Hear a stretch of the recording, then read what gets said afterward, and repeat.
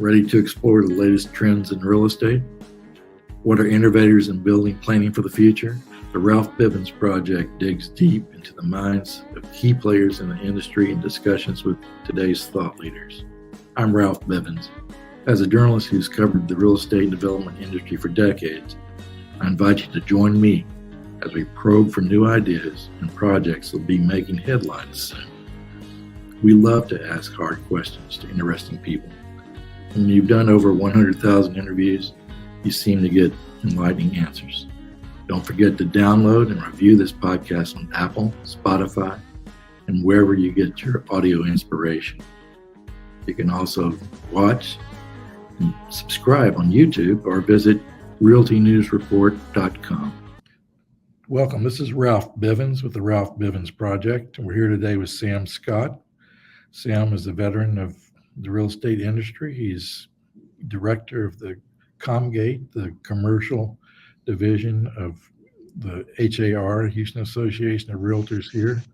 They have a lot of data and they have a lot of listings, and a lot of professionals in the industry use this service and learn from it and share with it. So he's got his finger on the pulse of a lot of things, and he's been there for quite a while.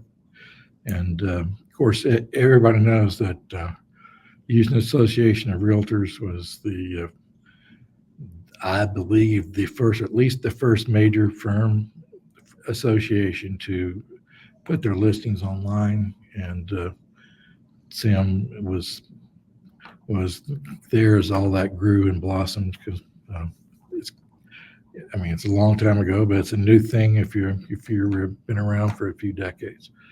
But the first announcement, I want to make sure everybody knows that the CommGate, Sam's director of CommGate, and on September 11th at 3 o'clock in the afternoon till 6, I believe, where they're going to have their economic outlook with a special speaker coming in from Moody Analytics, Jeff Hafsey, who's a well-known economist, and so we're looking forward to that. But put that on your calendar now, and make sure you get there for that. I think it's going to be enlightening and interesting to see what an economist that's from outside Texas, what he comes here and what he thinks about our area. We could certainly learn a lot from that.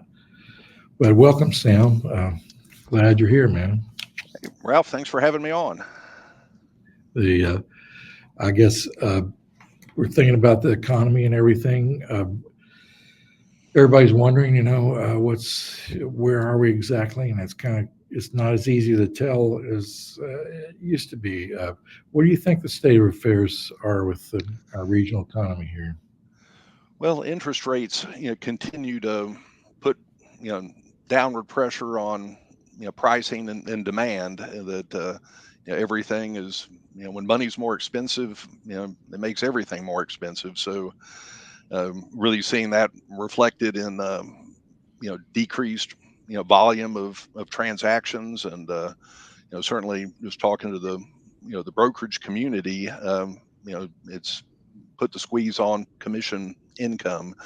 So 2024 continues to underperform 2023 in many respects, and certainly 2023 was a big letdown after 2022. It was really these interest rates became a factor in the last half of 22, and again, everybody's been kind of holding their breath, hoping that interest rates will come down. Sort of the whole promised Fed rate cut supposed to be coming through, and everybody's sort of reminds me back in the 80s when sort of stay alive for 85 was the motto, and then didn't realize just how much worse things were going to get before they got better.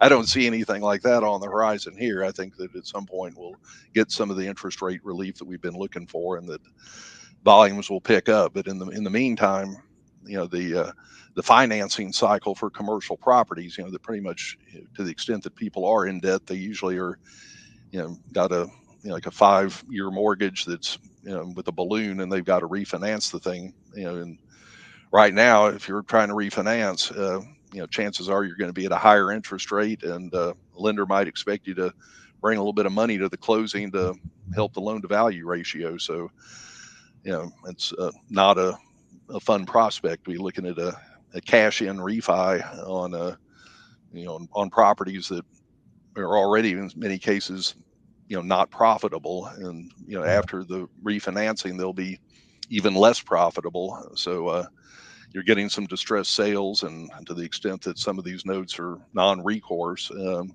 lenders are facing the prospect of either doing some sort of a friendly extension or taking the property back on themselves and operating it. So that's kind of the general vibe that we get out there. I mean, certainly there are certain bright spots. I mean, industrial is still performing extremely well. That suburban land sales continue apace. Again, the new home sector is really picking up the slack in the residential market. Just because residential. The builders can buy down those rates, and they're attuned to what it takes to make things happen. Well, and also just new home construction is filling a larger percentage of the residential transaction market demand, because a lot of people are locked into their house. If you've got a 3.5% mortgage on your property, it's, even if you want to move, even if you want to move, move or buy another house, you're looking at today you'd be 7.5% to 8% on a new mortgage, 30-year. So you have some people looking at shorter terms or balloon notes or arms or things like that to try to get the rate down. But you're right, the new home builders have been offering rate buy downs, where at least for the first couple of years the interest rates will be lower, and everyone's sort of hoping that at some point they'll have a chance to refi with lower interest rates in the future. But the builders they think the sweet spot is like 5.9%. They buy it down. They've learned that consumers respond if they can get started with a 5 handle, even 5.9. That makes things happen for them, and it's they know how to cut some prices. We can make the house a little bit smaller or trim some other expense on construction. They do all these tools to meet the market, and they're well practiced at that, and they do it. Well, certainly smaller homes, narrower lots, that seems to be a trend.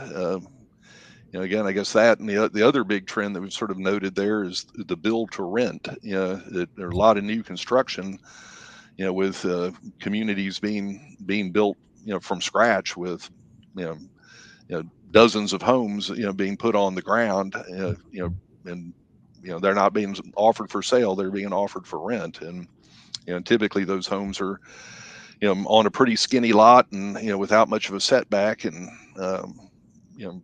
they're putting them together pretty tight. You're certainly seeing some of that stuff down off 288 in Brazoria County, and back down off Highway 6 around Missouri City. And so I mean, that seems to be sort of the key to affordability at this point, is trying to keep get rents down. As single family rental activity is considerably expanded over what it was before the pandemic. That when the interest rates were low, there were a lot of people buying up houses and investment opportunity, that they somehow felt more comfortable with owning real estate than leaving all their money in the stock market.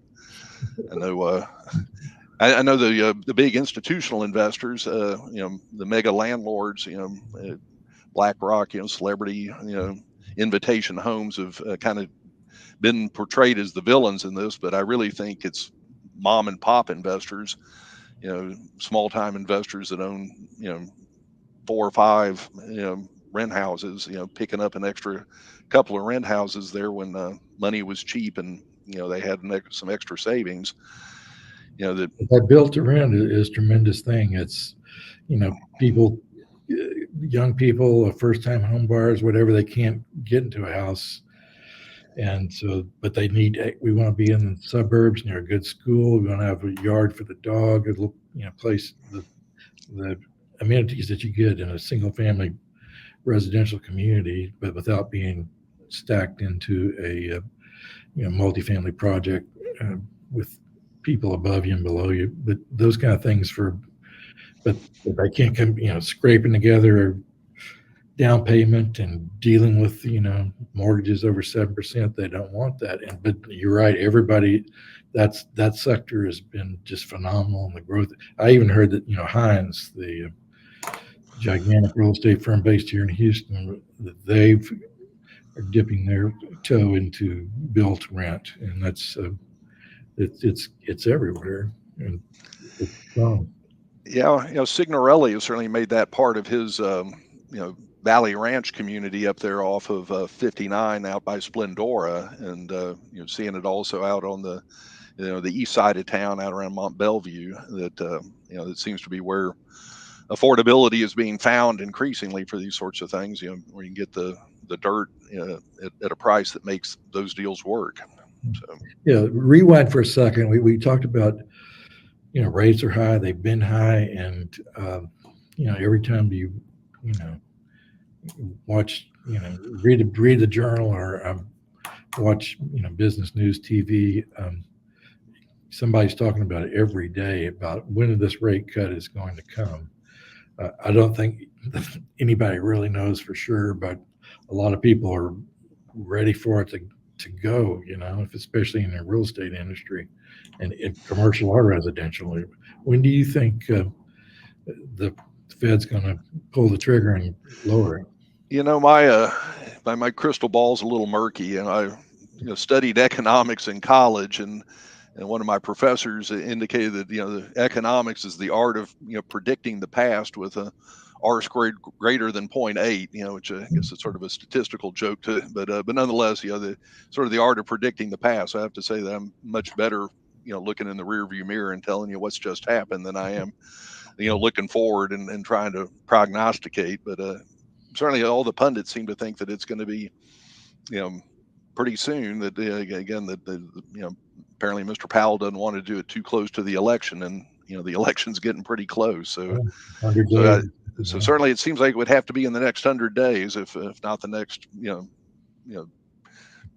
4 to 5 weeks. But at the same time, you just really wonder, how does a Fed funds rate cut factor into the mortgage rates, that it'll take a while to filter down. And certainly mortgage rates are more based on long-term views, and so depending on what people's long-term view is at any given time, do they think those interest rates are going to continue to decrease? If so, then you'll see a bigger decline in mortgage rates, or do they think that they're going to bob back up in the future, in which case you won't see much of a rate cut for home buyers and borrowers. Yeah, we got guy saw on TV this morning. I think it'll happen in September. Uh, and it would help everybody. Everybody under pressure with the commercial side that needs to refi, the consumer, the people trying to sell land, the home builders.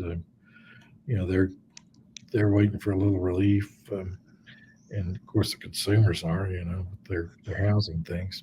Well, it's certainly kind of stunning to be a little nostalgic thinking about the latter half of the year 2000, and then, or excuse me, 2020, and then 2021. As we were kind of shaking off the early pandemic shock. The way the market just took off, and just working here at HAR. I mean, we were under pressure to deliver more solutions to the residential realtors, so they could manage multiple offers. That was the big crisis in 2021, is that, hey, we put a house up for sale, and now I've got 15 offers that I'm trying to present to the seller.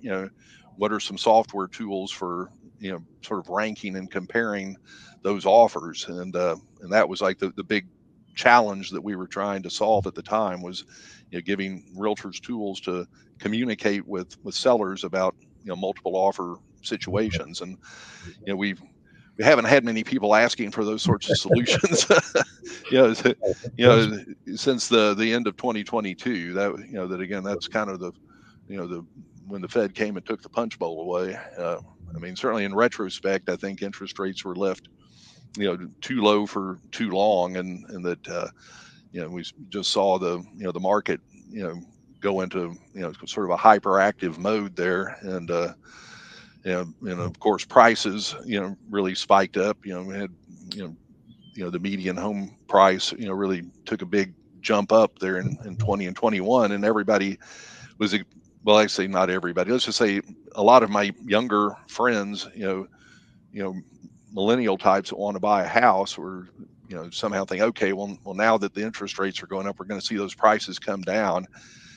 And really for most of the residential market, the prices have stayed where they were. They really have not seen much decline at all. It's Maybe crazy. some on, You look, inventory's up, and and prices remain high. What happened to the law of supply and demand? We got more supply for sale, but the prices are still what's going up a little bit. still hardly a glut though. I mean, it's the fact that we were down to less than a month of inventory. I mean, there were some months there in look back to 22 where you actually had homes selling for more than the listing price. We keep track of what across for MLS sales in each month. What's the ratio of list price to close price, and normally it's under 100. You're looking at something in the 94-95% type range that things are selling for compared to their list price. But there were several months there where it was over 100. So just on average you had homes selling over the listing price, which is I mean, certainly have heard about things like that. And some of the California, San Francisco Bay Area or Miami, or some of those sorts of very heated coastal markets. And Houston is that doesn't really happen here very frequently at all. But that's just how good things were. It's hard to really put ourselves back in that time and get nostalgic about just how great the market was. And certainly that was translated into the industrial market, that with sort of the shift of retail, and just the fact that the pandemic pushed so much more commerce online that everybody decided they needed a lot more warehouse space. Certainly some of the issues with logistics and trouble maintaining inventory, and the whole supply chain issue really had people looking to maintain bigger inventories closer to their markets. And so that really drove the industrial market into it's been like a major boom in warehouse construction that like we've never seen before. Now I know CommGate maintains and creates and does research and statistics on the industrial market. Do you guys do you know anything about what the latest is on that score?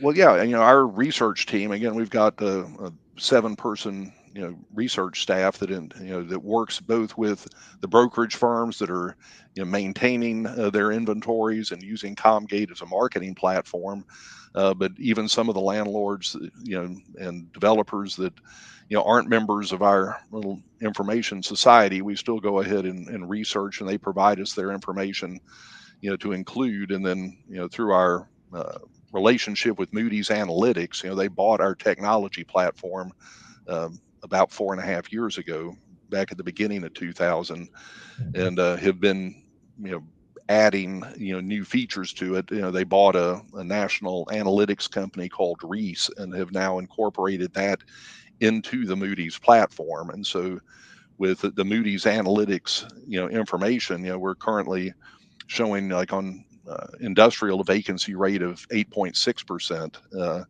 So that's pretty good.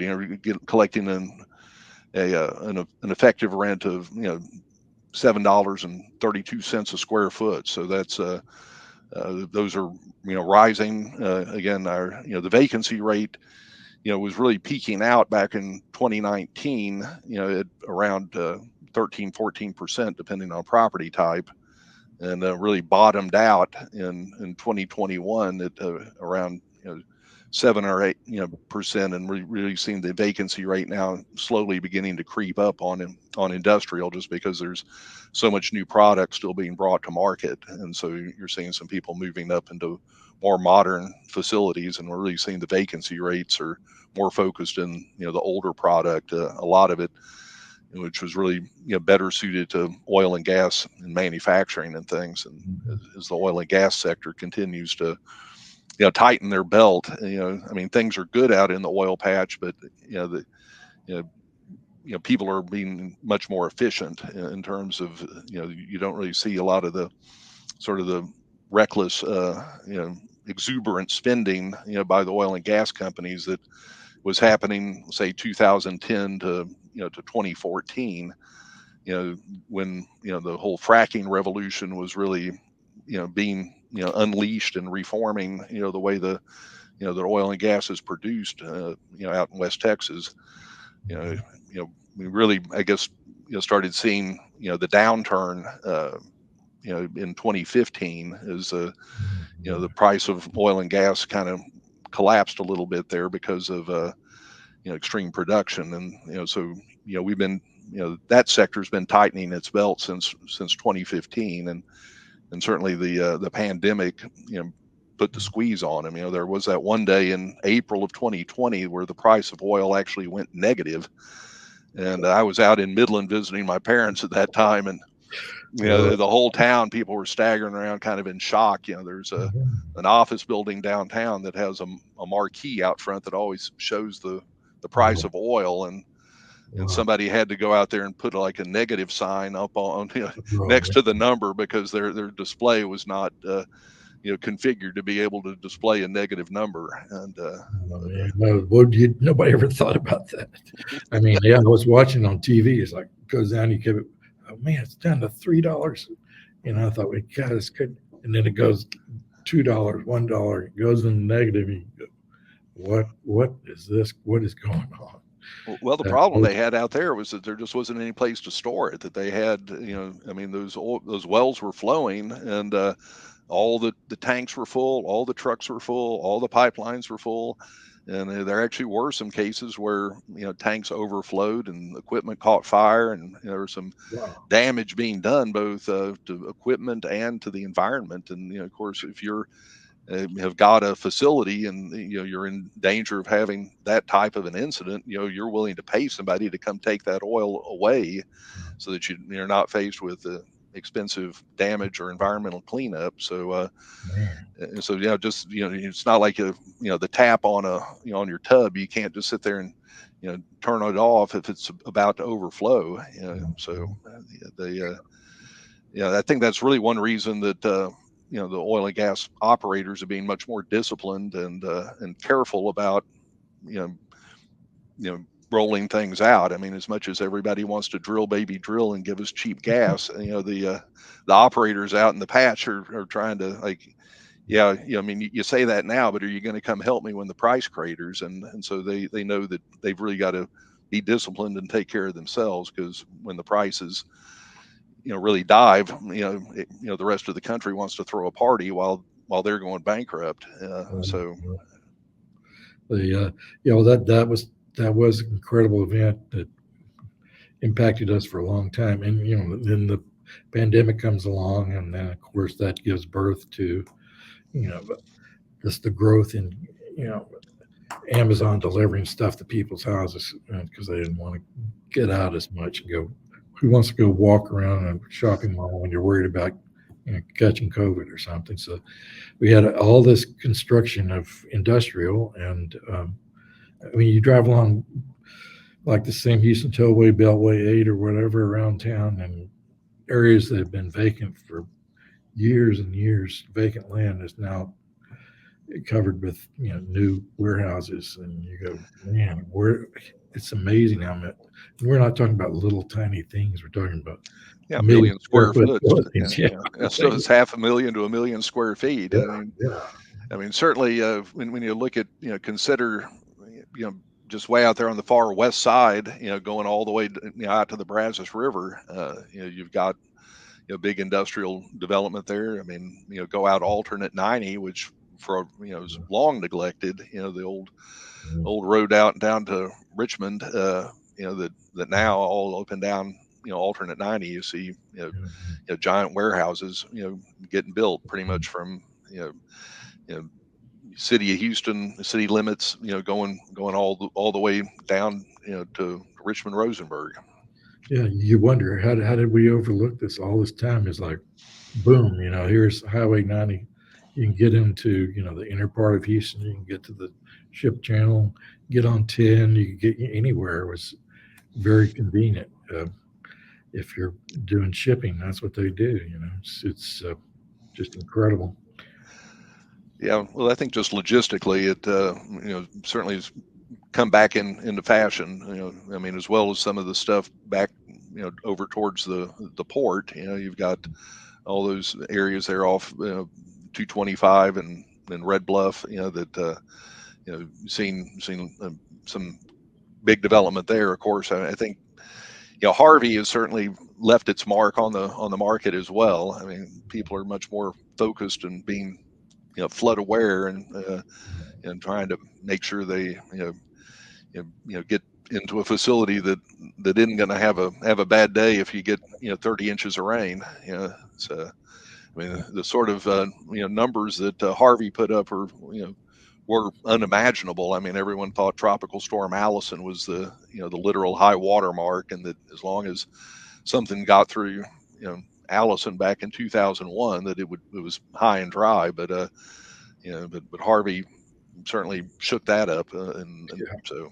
Yeah. And now we're dealing with Beryl, and I kind of worry about just when Beryl was coming in. You watch national news coverage on television.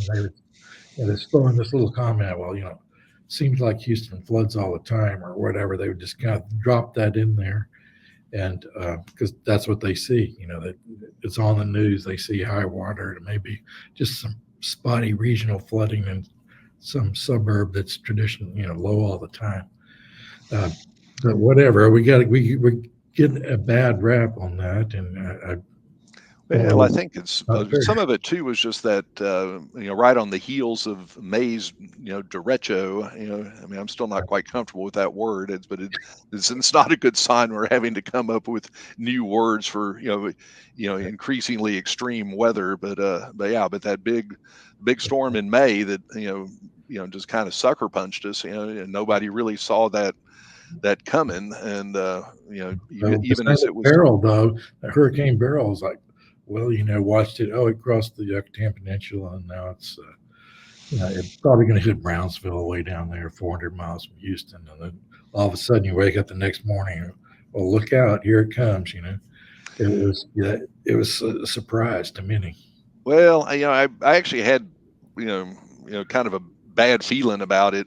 From as soon as it started reforming, just because every weathercast, it kept moving just a little bit more and more north, and it's kind of like, well, if every forecast keeps getting revised with it landing a little bit further north, it's at some point it's going to be coming right up across us. And I mean, it really did follow a track that was sort of very similar to say old Carla back in '61, where it where it basically presented the Houston area with the northeast quadrant of the storm, which is, certainly where the most wind and rain is, and it did, cause some storm surge, down there along the coast, near the mouth of the San Bernard, getting down into Matagorda County, and but again, it was that surge, I guess, Surfside Beach probably was, as far as populated areas, was the one that really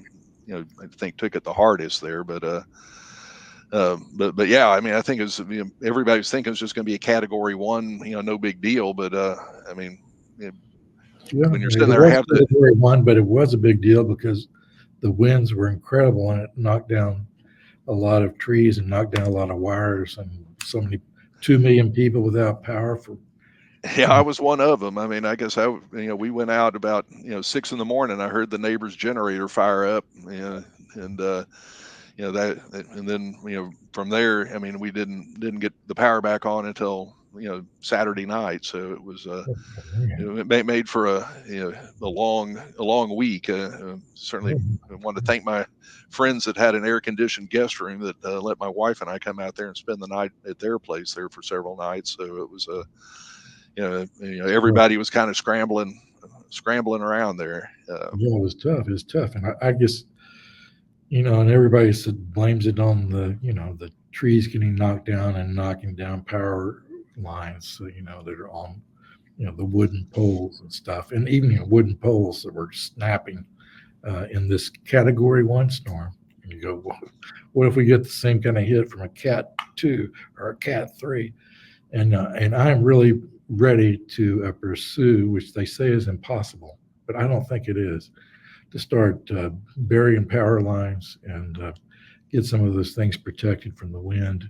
And it's a bummer, but all the way around, they come in and of course, as their preventative stuff, the power company will send tree trimmers around and cut big, ugly V grooves out of the middle of oak trees all over town to protect the wires. And even though they do that, you still get the power knocked out. So I think, you know what?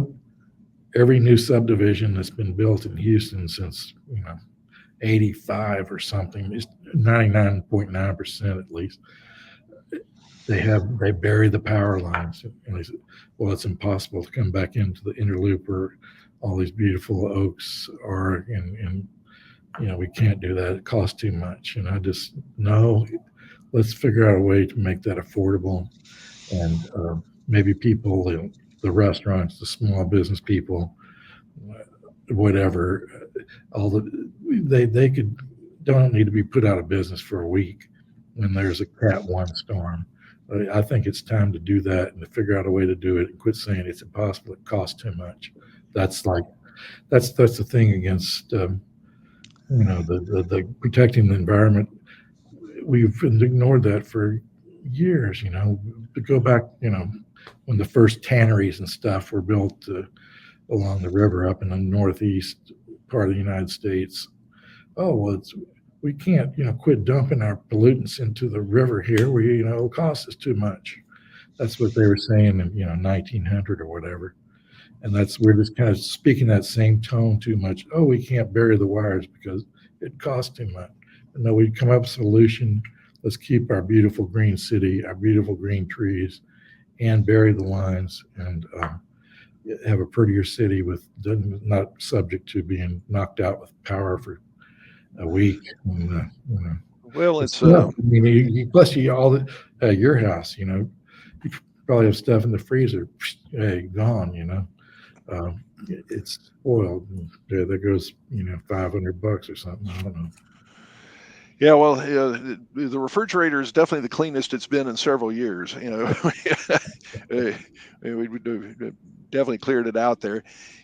Our subdivision was rewired, just last year. I mean, they came in and did all new poles, strung all new wires, all new conductor, really, went to town on the trees, trimming things back. And meanwhile, but it didn't seem to save us. We were still without power, quite a bit in spite of all of the preventative maintenance that they had done in our subdivision. But just next door to our subdivision, where my daughter bought a little cottage, there they had done, it was old poles, old wires, everything, grown up in the right of way, no maintenance at all. And admittedly, she didn't get her power back until Tuesday evening, so she was without power there for about 2.5, 3 days longer. It took them to to rehab the circuits over in her old subdivision. But again, this is all two very mature subdivisions there in southwest Houston that were both built out back in the mid 50s. And even though one was, the one that we live in was, much better repaired and prepared and ready, for the storm, we still went out and were restored just a few days quicker than, the other subdivision that had not gotten, any, of that sort of preventative maintenance. So they probably spent $3 or $4 million on working over your subdivision, and it didn't work very good anyway. Yeah. Well, I mean, the other thing is just this whole, everybody, doing generators. I'm in the process of trying to, get a house built, and you better believe that the plans we're working from, there's back in the corner of the yard is where the generator's going to go. And, I mean, at some level, you almost wonder if, just, at one point people were talking a lot about smart grids and microgrids, and, it seems silly that we would be getting to the point where, most new, above median priced homes, everybody wants to have a generator. It seems like we ought to be able to, figure out some way to put together microgrids and be able to share a generator with amongst several neighbors. And I don't know, we're basically sort of reinventing, the grid, in a in a way that, you look back at some of the, the early electrical grids that were put together, you know back during the, the DC days before Nikolai Tesla came along with alternating current. They really did have just a little neighborhood generator that would be lighting up a neighborhood, and they were sitting around trying to figure out how to, you know build out and expand electricity, transmission that way. But again, certainly we learned a lot about how to work at higher voltages and transmission, and have big centralized power plants. But you almost wonder if the pendulum isn't swinging back the other direction now Back with, to the future, that's good. with getting Generac. Yeah, but so That's uh, I I also okay, back to the local market. We were talking about industrial and everything, and I also know that the office market is there's a lot of questions about the office market here and everywhere across the nation. Really, it's with as a result of COVID and the downsizing and people working from home, et cetera, and where we are now. What uh, what do you guys got on the office market? well, at least the vacancy rate is beginning to level off. That it had been, climbing. I mean, we really, you go back to, look at Houston's vacancy rate. It really started climbing up in like 2014, and again, that was, some of that, you know, the is the frac bust, kind of was taking hold, and all the companies kind of saw, oil prices and, drilling activity declining. The office market, really, started going sideways, back in 2015 and 16, and really, climbing. And of course, the pandemic, accelerated that trend. Just when you kind of thought we'd hit bottom, it just, it got worse. I mean, we're currently tracking the office vacancy rate of 25.9. I mean, call it 26%. And you know and that's, you know and people are just hoping it kind of holds there. I mean, we're beginning to see some positive absorption, in some of the key submarkets. But That's good. there still is just a ton of vacant space out there, and as people are renewing space, a lot of them are renewing with less space. That even the companies that are, like, quote unquote, back in the office, a lot of times it's sort of like they're requiring, 3 days a week in the office, and so you're really seeing a lot of companies where, you know Mondays and Fridays are, you know people are pretty scarce, around the shop, and then, Tuesday, Wednesday, Thursday, you've got a pretty good, you know demographic in the building where people are showing up, and you really feel sorry for the guys that are, running the little snack bar down in the basement, or, providing a little lunch spot or something, or, retailers who, were doing food operations down in the tunnels downtown. I mean, that you just have a lot fewer people, going into the office, especially, Mondays and Fridays. And it's just hard to think, when and how is that trend going to really turn around. I mean, with unemployment rate so low, um, people have got choices, and you see a lot more, people making, work from home, again, for knowledge workers, administrative types, you know that's becoming a key job benefit, is the Mhm. ability to work from home. My wife's an administrator, with one of the big medical institutions there in the medical center, and they do administration of government grants and research grants. And a lot of her staff was getting hired away by institutions on the east and west coast. Stanford poaching people, Princeton, taking some of their administrators, because they found that they could hire somebody in Texas and just let them work from home, and pay them, a California wage, and actually, you know, be paying taxes on them and all in California, but just let them, work from, their house down in Pearland. And so uh, you, Hard to you beat. started, yeah, so you started seeing, just this new competition that no one really anticipated. It used to be like, hey, if you're going to get hired by Stanford, well, guess what? You're going to have to go to San Jose and pay, super high rates for rent, or the ability to buy a house is going to be completely, unaffordable. But now you can, go ahead and work for a big West Coast or East Coast, academic institution, and get paid those salaries, and still, enjoy the low cost of living.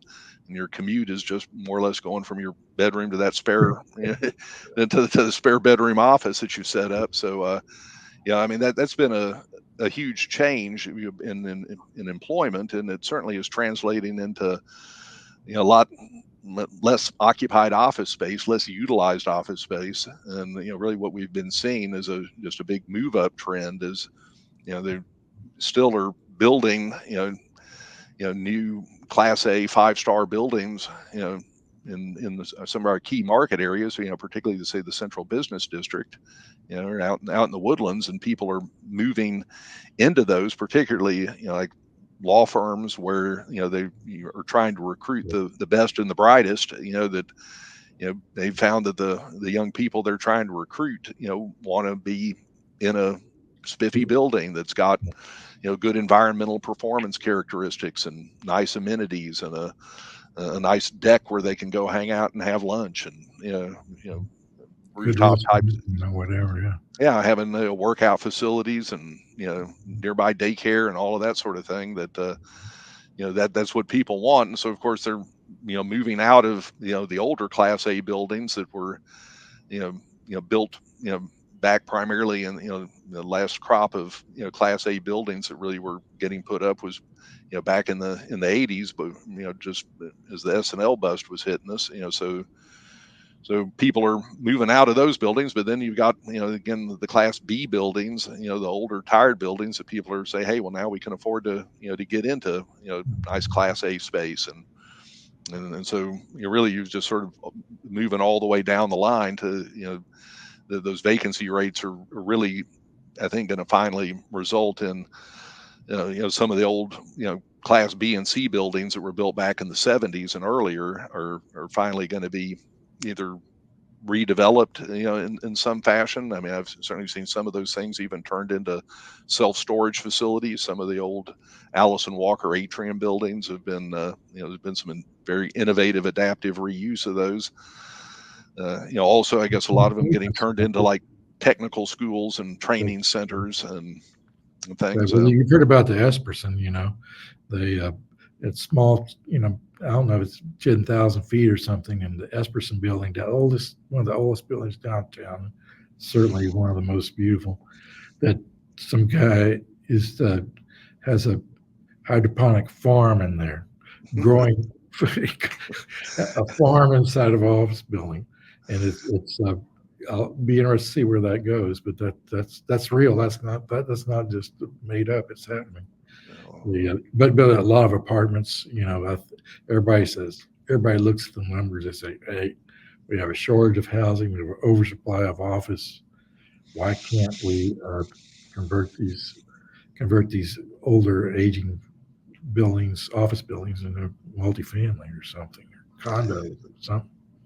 Well, I think as long as they have it depends on the shape of the floor plate. I was reading some articles about people doing those conversions, and they talk about, buildings that are shaped like a letter in the alphabet, like an H or an L or a T. That those shapes of buildings. You have the shallower, you know, you know depths, those floor plates, and that translates into shorter runs for being able to go in there and try to retrofit sanitary sewers. That apparently that's the big issue is how do you get all those toilets hooked up and be able to retrofit that much sanitary sewer into a building. So a big building with deep floor plates, apparently you just can't do the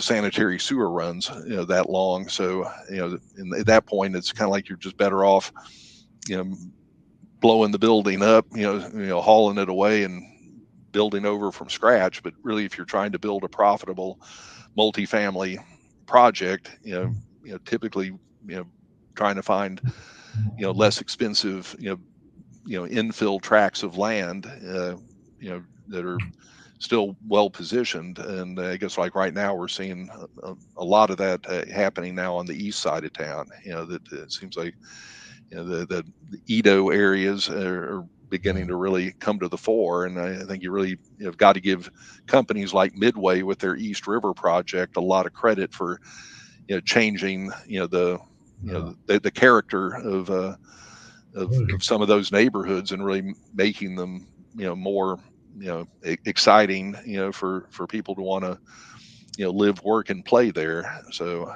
That's the midways with the East River.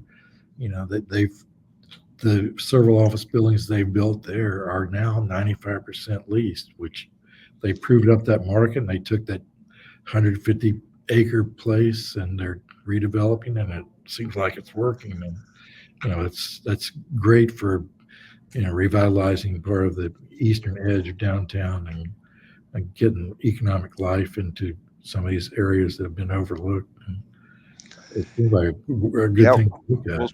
well, certainly the Port of Houston moving their headquarters. They have that, again, rather fantastic facility that goes back to the 1970s, built there by the Turning Basin, and but that building's just it's kind of old and tired too. So they looking to move over to the East River, and it'll be interesting to see what happens to that old port facility. If that is that office building going to be renovated there, or is it going to get torn down and have some industrial development there? It'll be That's a interesting good to see question. what Well, I happens. think some guy at Colliers may have a listing on it. Maybe he ought to put it on CommGate and see if he can get some activity. Well, if the Collier's listing is there, we've got all their inventory on the system. And again, there is a public search there that you can just go to CommGate.com and search properties. It's we're using a search from Moody's Analytics, and so it covers the entire state of Texas. And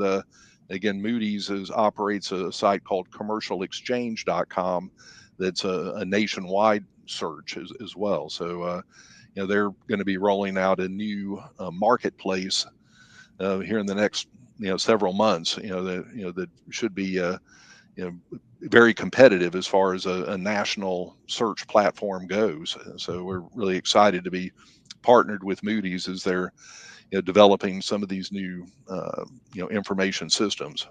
And so your members, not only can they put their listing on CommGate and circulated around Houston, but that goes everywhere. It gets plugged in nationally, and people can. Right. So again, they're really looking to step up their search engine optimization and search engine marketing, and really be playing with the big boys. So they again, they're a Fortune 500 company with about last time I looked, it was about a $55 million market cap. So they're kind of a big deal. Yeah. Okay. One more time, tell us a little bit about the September 11th event. Right. This is actually the second year we've done this program. In Economic Outlook, again, Jeff Havsey is one of the senior commercial real estate economists there at Moody's, and he monitors the markets all across the country, and he's one of working with their chief economist Mark Zandi at Moody's, really focuses on the commercial real estate market. So he's going to be kind of adding to and developing the presentation he gave last year, which sort of shows the Houston market analytics, compares them with the Southwest region, and then also puts them in a national context. And then as he drills into Houston, does comparisons around the Texas Triangle to show how our various sectors, office, industrial, retail, multifamily, and just our overall development trends, how those compare to what's happening up in Dallas, Fort Worth, over in Austin, and out in San Antonio. So sort of does a little bit of a Houston roundup, and then compares us with the rest of the Texas Triangle. So it's an exciting presentation that he puts together that really lets you see not just kind of what's happening with Houston, but how the whole region is faring, and how we're different, but all still doing well. I mean, when you look at these different markets, I mean, I think it's always sobering to see how much more growth. Dallas has been getting more headquarters. They have more warehouse distribution space up there. They certainly have been adding more suburban office space than Houston has. You look down in Austin, some of the growth that they've had. Their office sector is suffering as well, but certainly not as badly as Houston. And they've had some big wins in terms of picking up some tech companies that are going to be moving Twitter X, the X. That's right. Elon Musk seems like he's a fan of Texas, so he definitely seems like he's looking to. You really wonder how much office space that'll really translate to. But the thing that's really been alarming, let's say alarming, I mean, it's exciting and interesting, is the way that rents have been declining. That they've done some land use, some zoning reform there that has really made it possible now for people to add ADUs and to have garage apartments and to do a lot more infill development. They've done away with parking requirements. They've made their minimum lot size much smaller, so to permit more development, and people are building like crazy there, and it actually is bringing rents down. Saw some of the data from apartment data services, that was showing some pretty steep declines, 7-8%, and rental rates, rents falling there. And again, as a real estate investor, people who works with brokerage, you don't think it's easy to be alarmed, like, oh, that's bad. Look at rents are, but it's really good news for everybody there, because goodness knows, Austin has gotten to be a very expensive place to live. And so to actually see, prices, coming down in real terms, it really speaks to the power of, pro-development housing policies. I really think that this whole notion of wanting to have rent control is misguided. And certainly every economic analysis, going back 100 years, points to, rent control, being bad for the market overall. I mean, nothing succeeds like success, is the old saying. And I really just saw. Did you see the study that came out a few days ago from Realtor.com?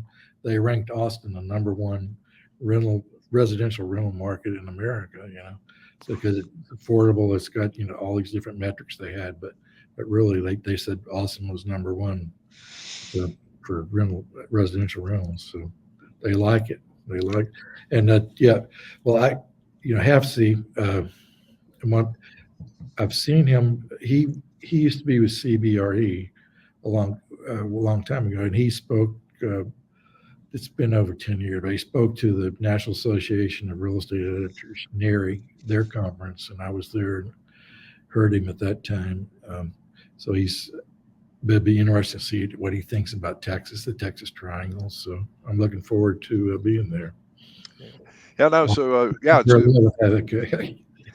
there's a registration link up on our page at CommGate.com. Again, if you're a CommGate member, a member of the local CCIM or SIOR chapters, then membership is your ticket in. That it's a member benefit, and there is no charge. But again, there is a small charge for for non CommGate members, to attend the program as well. And we're going to have some good networking and have some good food and drink afterwards. So it'll be a great networking event as well. And the Houston Country Club is a nice venue for doing that sort of thing in late afternoon. So everybody will be able to hang out and enjoy themselves after talk with Jeff after the program, and maybe see some old friends. And we're trying to bring sort of in this post-pandemic era, bring back some of our networking events again. There's sort of in the spring, back in April, we did a development showcase that was an excellent program. So we're looking forward to producing another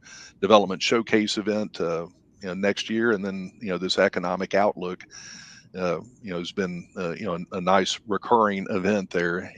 When you think about the different networking events, again, the CCIM chapter always does their forecast competition in February, and that's a fabulous event. And then we also do a continuing ed program, where we try to make sure that commercial brokers have access, to commercially focused, training that, to satisfy their, TREC, the Texas Real Estate Commission, mandatory education requirements. So, so these are the sorts of programs that we're trying to put together to, keep our commercial brokers better informed and, give them a chance to, network and, see, their friends and colleagues, and also get some great information, and, just doing more with, the Moody's Analytics platform, which is proving to be very powerful. Well, I'm looking forward to being there on September 11th, and we'll, of course, realtynewsreport.com, which I'm the publisher and editor of, we'll cover it. And also, if you guys, please subscribe to that and subscribe to our newsletter, the R&R Bulletin newsletter. And just go.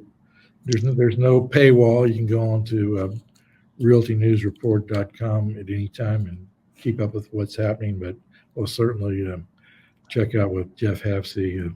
I'll tell you, we're very impressed with the power of your platform, Ralph. That I did a straw poll amongst a room full of commercial brokers, and your platform, your blog, your newsletter, was ranked number one. That people said that they were getting more of their information from that on a regular basis than they did, the big daily paper or the weekly, business trades, and that or any of the other online services. So you've really broken through and built a great audience here in Houston, and it's great to be working with you on promoting some of these programs and events. Well, thanks, Sam. Appreciate it. All right, Sam Scott at CommGate, thank you very much. Okay, well, thank you, Ralph. Well, there's one thing I do like about after the pandemic, we kind of wave at the end of little meetings online here. So okay, yeah. All right, my friend. We'll see you. Okay, take care.